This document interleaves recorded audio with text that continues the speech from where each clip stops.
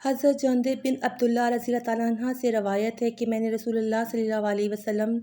سے سنا کہ آپ اپنی وفات سے 5 دن قبل فرما رہے تھے کہ خبردار، بے شک جو لوگ تم سے پہلے تھے انہوں نے اپنے انبیاء اور نیک لوگوں کی قبروں کو سجدہ گاہ بنا لیا۔ سنو، تم قبروں کو سجدہ گاہ مت بنانا، یقیناً میں تمہیں اس سے منع کرتا ہوں۔ حضرت انس بن مالک رضی اللہ تعالیٰ عنہ سے روایت ہے کہ رسول اللہ صلی اللہ علیہ وسلم خوشبو کا ہدیہ کبھی رد نہیں فرماتے تھے۔ حضرت عقبہ بن عامر رضی اللہ تعالیٰ عنہ سے روایت ہے کہ رسول اللہ صلی اللہ علیہ وسلم نے فرمایا، مومن مومن کا بھائی ہے، لہٰذا کسی مومن کے لیے جائز نہیں کہ وہ اپنے بھائی کے سودے پر سودا کرے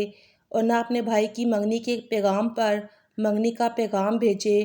یہاں تک کہ وہ اسے چھوڑ دے۔